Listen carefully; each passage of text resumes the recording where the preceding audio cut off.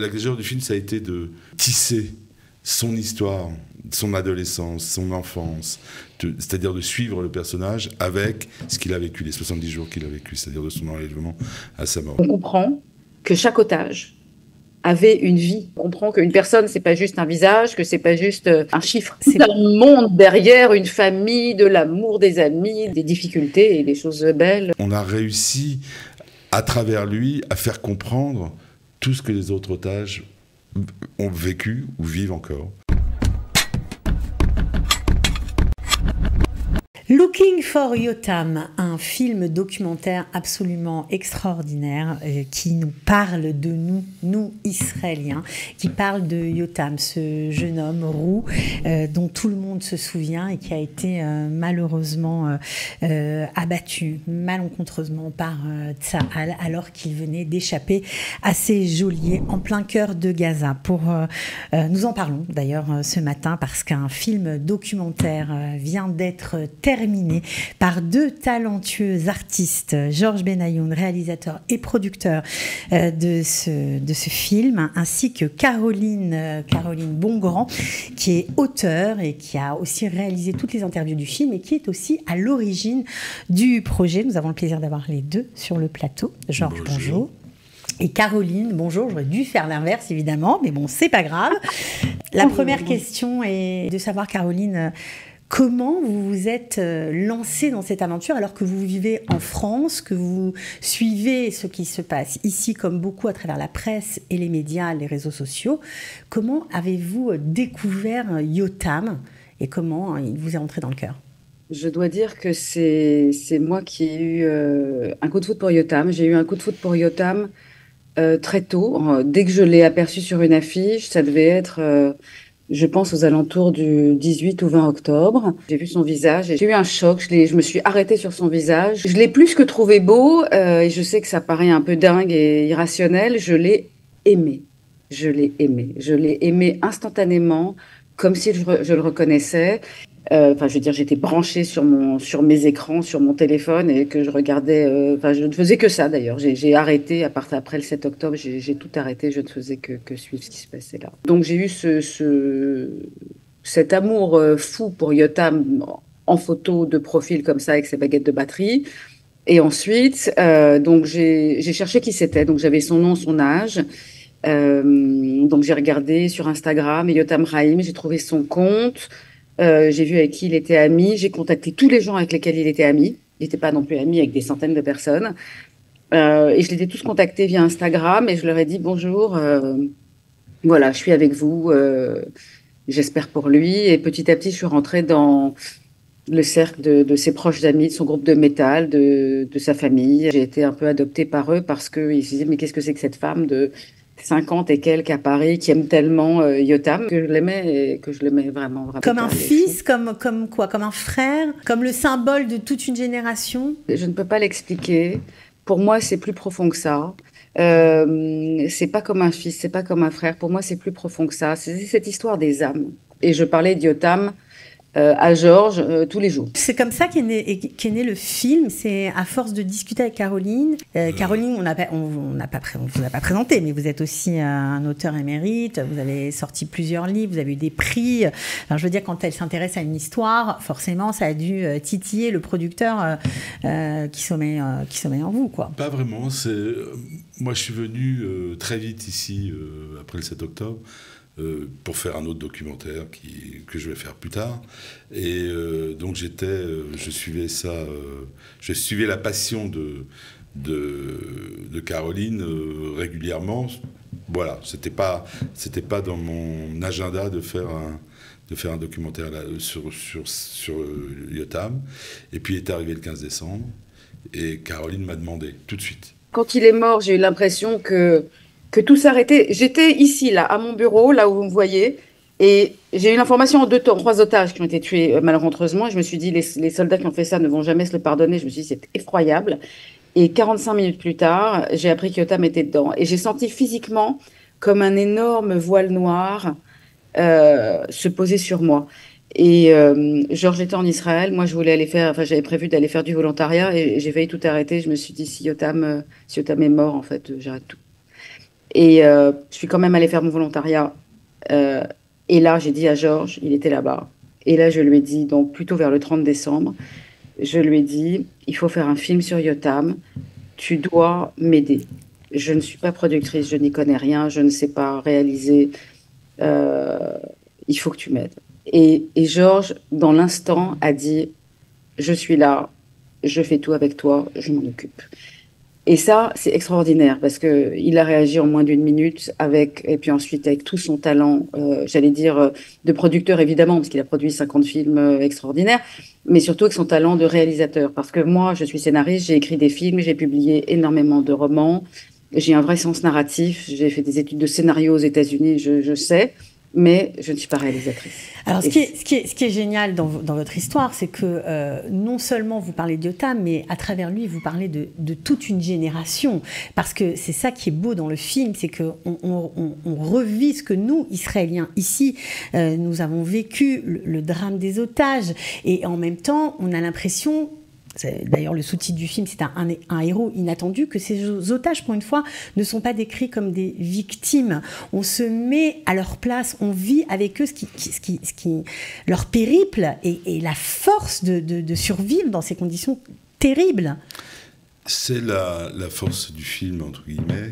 C'est-à-dire qu'on a décidé avec Caroline de suivre un personnage. Alors, je dis personnage parce que je produis et je réalise de la fiction. Donc, mais c'est comme ça qu'on a conçu le film. C'est-à-dire qu'on a travaillé avant tout sur son histoire à lui. C'est-à-dire qu'on a suivi l'itinéraire d'un jeune homme israélien. Donc, évidemment, en arrière-plan, ça veut dire une identification totale des jeunes par rapport à Yotam, puisque il traverse, enfin le film sera vu, mais... Oui, parce que c'est lui, mais ça aurait pu être quelqu'un d'autre. Voilà, et donc ça aurait pu être quelqu'un d'autre, sauf que c'est celui que Caroline a choisi. Et donc c'est vraiment l'itinéraire d'un jeune homme qui a 28 ans quand il disparaît, qui a eu tous les problèmes qu'ont certains adolescents et qui a traversé des moments très très durs et qui est fracassé par la grande histoire. C'est-à-dire que le 7 octobre, il est fracassé par ça et à travers cette histoire, il se révèle. C'est ce que dit d'ailleurs le père.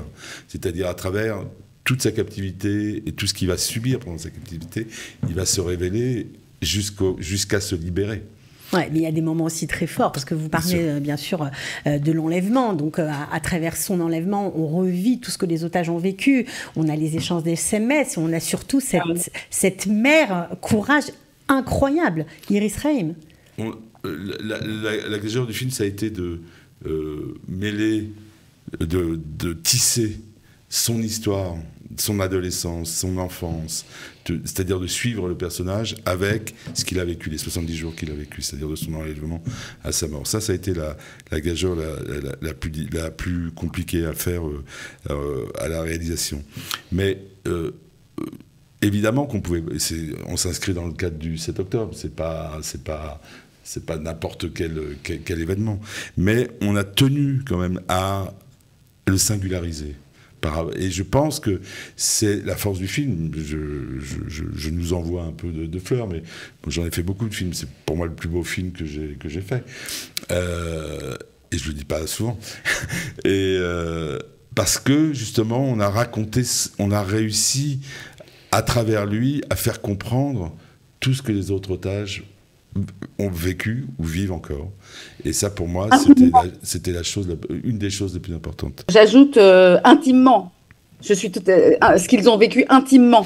Oui, c'est ça qui est très beau, parce que on rentre vraiment dans leur psychologie, on rentre dans leur âme, dans leur cœur, et en plus avec tout ce qu'on a entendu contre Israël, contre nous, contre la façon dont cette guerre a été menée. D'abord, c'est pas un film militant, c'est un film qui reste factuel, et en même temps c'est ça la force, et en même temps dans l'émotion, qui est très délicat et qui raconte aussi comment les relations humaines entre les otages se sont nouées. Ça aussi c'est très fort dans le film.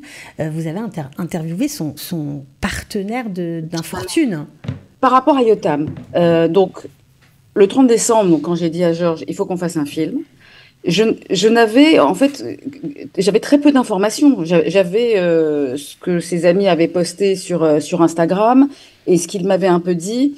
Mais je suis allée voir la mère au mois de février dans la famille. Et là seulement à ce moment-là, début février, mi-février, j'ai découvert qui était Yotam sur le plan de sa santé mentale. D'accord? C'est-à-dire que je me suis assise avec Iris, Raviv et la famille, et là, ils m'ont raconté toutes les douleurs qu'avait surmonté, ou pas surmonté d'ailleurs, Yotam. Enfin, toute sa vie, cette espèce de combat pour toutes ces difficultés à se sentir bien, à se trouver à sa place, à respirer, à être bien dans sa peau. Enfin, c'est un combat qui a commencé à porter ses fruits en réalité quelques mois avant le 7 octobre. Grâce à la musique.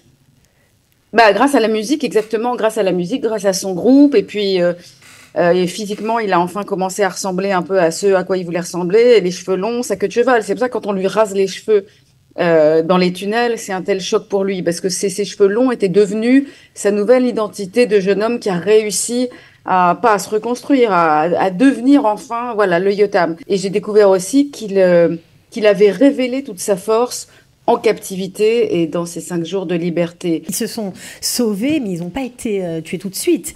Il reste 5 jours dans Gaza. Pour moi, c'est devenu l'histoire de quelqu'un qui révèle toute sa force et sa puissance mentale, physique, et enfin toute sa puissance, toute sa force que ses parents ont attendu toute sa vie, en captivité et ensuite dans ces 5 jours de liberté. Et c'est beau parce que il est enfin devenu le jeune homme qu'il avait rêvé d'être. Et l'important, c'est que ce soit arrivé dans des conditions tragiques, mais voilà. Alors, on va regarder tout de suite un extrait.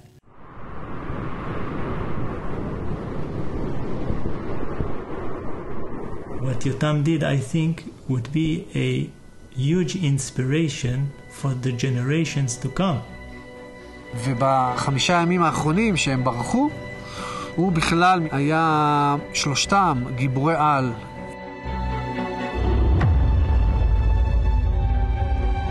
Three Israeli hostages shot accidentally by the Israeli military. I cannot be angry about the soldiers. We just couldn't believe that our son is dead. That was the problem, not who shoot him.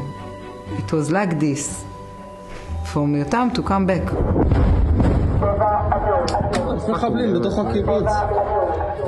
אבסורדי is fuck man, כאילו אני אוהב אבסורד, אבל בקיבוצי סמוכי הגדר the absurd is never absurdy enough. For 4 hours we got these messages and talked to him.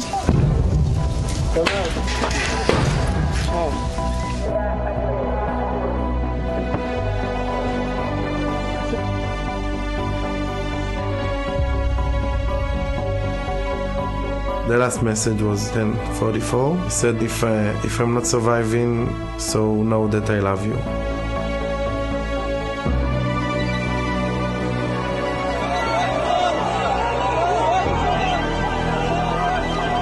I didn't get the chance to tell him I love him, and you know.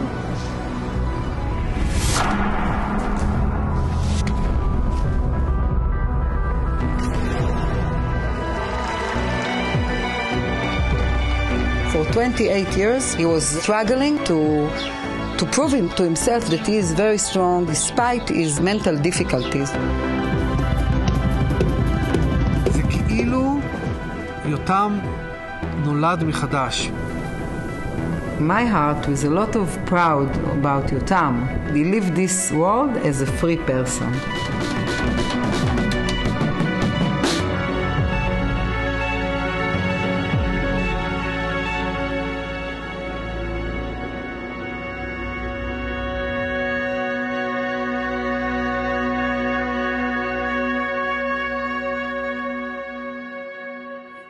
On est obligé de parler de sa maman, Iris Rehm, qui est devenue une héroïne d'Israël. Et je me souviens de sa première intervention, qui est d'ailleurs dans le film.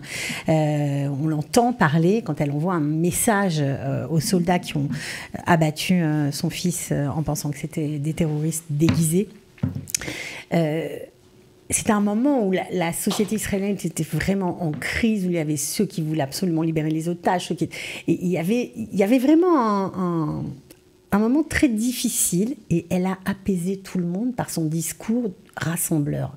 Alors qu'elle venait de perdre son fils, elle est incroyable, cette femme. Pour moi, une des femmes que j'ai rencontrées dans ma vie la plus exceptionnelle. Elle est, je pense qu'on le dit dans le film, le fait qu'elle soit infirmière en soins palliatifs a fait qu'elle a rencontré tellement de familles, a vécu tellement de souffrances, de douleurs des autres familles. Je pense que ça l'a un peu préparée. Mais il y a quelque chose de totalement exceptionnel chez cette femme. Pour elle, elle nous l'a dit, Yotam voulait être connu. Il voulait être célèbre. Donc sa mission, pour elle, elle a repris cette volonté de son fils, ce désir de son fils, pour, de par le monde, ou en Israël, et partout, parce qu'elle voyage partout, aux États-Unis, là elle part en Géorgie, enfin, raconter de l'histoire, raconter Yotam. Pour elle, raconter Yotam, faire vivre Yotam, continuer à faire vivre Yotam, c'est absolument essentiel. Et ce discours rassembleur a fait, elle le dit aussi dans le film, a fait énormément de bien aux gens, parce qu'ils en avaient besoin. C'est-à-dire, elle n'est pas particulièrement classée politiquement, c'est pas son... Mais quand elle dit, il n'y a pas de kippa, il n'y a pas de perruque, il n'y a pas de droite, il n'y a pas de gauche, on est juste un peuple, et ils sont venus nous tuer parce qu'on était juifs, c'est une phrase qui résonne très fort dans le film, et qui résonne... Et ça ne m'étonne pas que ça résonne dans la société israélienne, parce que quand on regarde toutes les images du Hamas, de ce jour-là, qui sont des images terribles avec lesquelles nous, on a dû... Et qui sont aussi dans le film. Et qui sont, quelques-unes sont dans le film. Pas toutes, bien sûr. Mais... On a fait 2 séquences de 2 minutes chacune. Donc, quand on regarde ces images-là, on voit bien que ce n'est pas un problème d'Israéliens, de territoire, c'est bien un problème, ils viennent tuer du juif. Et c'est très intéressant ce qu'elle dit, elle parle de cette prise de conscience, mais sa mission, c'est son fils. Et ça, c'est très très clair, c'est la mission de sa vie à partir de maintenant. Iris était très heureuse et nous a énormément aidés pour ce film. Évidemment, nous donnant tout son temps et nous disant il faut parler à un tel, il faut appeler machin, etc. Enfin, elle a été extraordinaire, elle nous a vraiment aidé à faire ce film. Parce que, donc, Iris et moi, on s'est trouvés parce qu'on avait parce nous, on était dans la même démarche, j'allais dire, qu'elle, alors pas sur apaiser la société israélienne et faire l'unité, mais sur faire connaître Yotam. Ouais, faire connaître Yotam. Enfin, c'est ce que j'ai dit à Georges, mais fin décembre. J'ai dit, je veux que le monde entier connaisse Yotam. Il faut qu'on fasse un film. Il faut parler de Yotam. Et comme Iris, et donc on s'est, en fait, on est totalement raccord. Et parce que nous, on est français. Georges est franco-israélien. Moi, je suis française et faire confiance comme ça, comme elle l'a fait. C'est quand même particulier de faire confiance à quelqu'un qu'on n'a jamais vu, qui vient d'un autre pays. Donc ça montre aussi à quel point Iris est ouverte. Moi, je trouve ça extraordinaire. Caroline, c'est vous qui avez réalisé toutes les interviews du film. Elles sont variées. On vous voit aller dans la maison dévastée de Yotam, avec elle, avec d'autres, etc. Qu'est-ce qui vous a le plus touché ? La chose la plus dure, ça a été interviewer Iris dans la maison de Kfar Aza, parce que ce jour-là, il faisait 43 degrés. Et c'était un jour très difficile. Et en fait, elle a demandé à ne pas faire l'interview. Et on avait un planning très, très serré. Et c'était pas possible de décaler l'interview. On le voit d'ailleurs dans le film, c'est ce jour-là où elle dit c'est plus difficile, it's more difficult than before. Et d'habitude, c'est une femme qui est très forte. Et là ça a craqué. Et je l'ai interviewée pendant 45 minutes dans cette chaleur, de lui faire me raconter des choses qu'elle m'avait racontées en février, des choses dures. Je pense que c'est un des trucs les plus durs que j'ai fait de ma vie. C'est rendu dans le film avec beaucoup, je l'ai dit déjà, mais je le répète, beaucoup de délicatesse et de bienveillance, vraiment. Alors, on est obligé de parler de cette affiche incroyable et des dessins qui sont aussi, j'aimerais dire, autant que la musique des personnages dans le film. Oui, c'était un des soucis que j'avais, c'était pouvoir raconter la captivité, qu'on puisse raconter la captivité autrement que... D'abord parce qu'on n'a pas d'image. Les seules images qu'on avait, c'est l'interview. Vous en parliez du travailleur taille de Vichian qui a passé 50 jours avec Yotam en captivité, donc qui nous a raconté comment sa relation avec Yotam. J'avais besoin quelque part de matérialiser ça visuellement. Et donc, Caroline a commencé à chercher des dessinateurs israéliens. On a eu d'autres personnes. Et puis, on est tombé sur Daniel Peleg, qui nous a fait ce travail absolument exceptionnel. Mais exceptionnel. Là, vous voyez l'affiche, mais dans le film, il y a peut-être 20-25 séquences de dessins où... évidemment, on raconte elle aide à raconter la captivité, et c'est absolument superbe. Et malheureusement, elle raconte aussi la mort. Donc, ces moments-là, il fallait les incarner quelque part. Voilà, et le dessin vous a aidé. Ouais. Ah oui, le dessin était inévitable pour moi. On avait appelé des gens qui disaient, mais dans le temps imparti, faire tous ces dessins en 4 semaines, c'est impossible. On est tombé sur elle qui a dit tout de suite, c'est impossible. Et là, elle nous a dit qu'elle avait eu le même truc que moi sur Yotam. C'est-à-dire que dès qu'elle a vu sa photo, elle avait eu ce sentiment qu'elle l'aimait. Et donc, elle a dit, je peux pas, mon emploi du temps ne me permet pas, mais c'est pour Yotam, je suis prête à tout pour Yotam. Mais il y a aussi la musique qui est très présente dans ce film, et il y a notamment une chanson de leur groupe qui a été écrite pour lui, et qui est bouleversante, vraiment, c'est magnifique. D'abord pour lui, pour son retour. C'est-à-dire qu'ils ont écrit la chanson comme cadeau de retour quand il reviendrait. Et son ami Yossi, qui est le leader du groupe, a dû, quand il a appris évidemment la tragédie, il a évidemment changé les paroles du couplet. La fin des paroles, il a changé la fin des paroles, après le 15 décembre. Et oui, cette musique, mais la musique aussi originale est vraiment...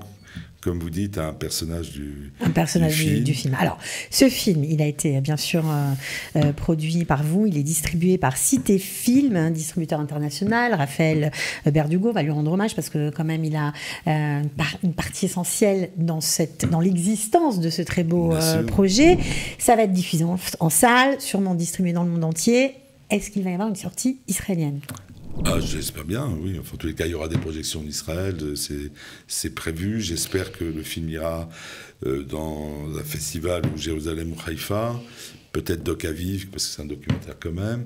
Et puis, on va commencer à faire des projections. On espère une projection un peu officielle ici, peut-être avec le président, parce que le président de l'État. Le président de l'État, parce que il est au courant du projet. Caroline et moi l'avons rencontré. Il a décidé d'honorer la mémoire de sa mère Talalka, Alon Shamriz et Yotam par une cérémonie, je crois que c'était le 14 avril, et on était là parce que Iris nous avait demandé de venir. On avait venu avec une caméra, mais on n'a rien mis dans le film. Et donc les trois ont reçu une sorte de médaille honorifique. Et après, j'ai parlé. En fait, il y a une femme qui est venue me voir. En fait, c'était la femme du président. Et j'avais pas compris. Je ne comprenais pas cette femme qui venait me parler. Et elle m'a dit, vous êtes venue avec Iris. Elle m'a dit pour le projet de documentaire. Et ensuite, donc moi j'ai parlé avec le président et je lui ai dit ce qu'on voulait faire, ce qu'on allait faire, parce qu'on était le 14 avril, on commençait à tourner le surlendemain. Et donc il était très intéressé. Et je lui ai raconté pendant 10 minutes, vous avez vu que je peux être un peu bavarde, donc Georges s'est un peu moqué de moi. Mais ce qui est beau, c'est que je lui ai expliqué pendant 10 minutes ce qu'on voulait faire. Et ensuite, lui-même, il est revenu me voir, mais m'a posé des questions pendant 10 minutes. Donc, je l'ai parlé quand même pendant 20 minutes et il m'a dit que ce film était très important, nécessaire, et il trouvait ça extraordinaire qu'on fasse ce film. Et je dois dire que quand le président dit ça, enfin, moi, je n'avais pas besoin d'être confortée, Georges non plus, mais... Ça fait plaisir, c'est sûr. C'est sûr que ça booste, ça c'est clair. Je pense qu'il sera sensible au film, et aussi, je sais qu'il est devenu, enfin, ils sont devenus très, très, très, très proches d'Iris. Ok, alors pour l'heure, il faut savoir que ce film sera au festival Diasporama du 26 janvier au 12 février dans 7 villes, hein, ça tourne, donc le film va déjà être vu comme ça en France, oui bien sûr, dans cette ville en France. On espère le retrouver au festival de Jérusalem. Voilà, donc on comprend qu'on est un peu en avant-première, donc c'était vraiment pour vous inciter à suivre sur les réseaux l'actualité de ce film Looking for Yotam. C'est magnifique à voir, c'est un témoignage bouleversant sur ce que nous avons tous vécu ici en Israël. En même temps, c'est un message envoyé au monde. Vous ne laissez rien passer sur tous nos détracteurs, on va dire, sur tous ceux qui sont anti-israéliens. Vous êtes assez, on va dire, vigilants sur tout ça. Donc ça vous fait plaisir de savoir que ce film va être aussi un message clair sur ce qui s'est passé ici, quoi. On l'a montré à quelques personnes, et des fondations qui travaillent avec l'enfance, et j'ai été très sensible aux réactions. On l'a montré à l'ambassadeur d'Israël en France et aux institutions, donc on a eu des réactions absolument extraordinaires. Mais l'une de celles qui m'a le plus touché, c'est celle d'un animateur d'une fondation pour la jeunesse, qui nous a dit qui était complètement bouleversé par le film, et qui nous a dit que ce serait certainement un outil essentiel. Un outil pédagogique. Un outil pédagogique essentiel, et que le film resterait longtemps. Et pour nous, je pense que c'est peut-être la chose la plus importante. Comme disait Caroline, c'est l'idée de faire connaître Yotam partout, que Yotam continue à exister longtemps. Et je pense qu'on a très envie, moi j'ai très envie d'aller faire la tournée des universités un peu partout pour montrer le film, parce que c'est aussi... Il y a un truc générationnel avec la société israélienne. Clairement et identificatoire. Et ça, je voudrais voilà, le transmettre. On ne s'attend pas, je veux dire, les gens projettent sur la vie d'un jeune Israélien, on projette tout un tas de clichés, et là on voit vraiment que c'est un jeune homme comme un autre. Oui, je veux dire qu'il y a ses difficultés, qu'il y a ses défis. Je ne sais pas si c'est un film à message, mais pour moi c'est un film à amour et à vérité. C'est-à-dire que on voit vraiment comment tout ça a fait basculer une vie. Il y a des gens qui ont dit ce qui est étonnant dans le film, c'est que quand on voit sa vie aussi précisément, on comprend que chaque otage avait une vie. Que chaque être est unique. Une vraie vie. Voilà. Une vraie vie. Et on se dit, mais lui, il y a tout ça derrière, il y a la maladie de Hirschsprung, il y a son anorexie, il y a plein de trucs. Mais chaque personne a, d'ailleurs, je vais pas dire avait, a toute une vie derrière elle, et on espère qu'ils vont revenir. Et ceux qui, malheureusement, ceux qui sont morts, enfin, on comprend mieux. On comprend qu'une personne, c'est pas juste un visage, que c'est pas juste un chiffre. Bien sûr. Et c'est pour ça, vraiment un monde derrière, une famille, de l'amour, des amis, des difficultés et des choses belles. Voilà. Et c'est pour ça que dans nos textes, Caroline, on dit bien celui qui sauve un homme sauve le monde entier. J'espère vraiment qu'on aura le plaisir de le voir ici. Merci vraiment d'avoir été avec nous aujourd'hui. Bravo pour votre très beau travail. Merci Cathy. Et on espère à bientôt.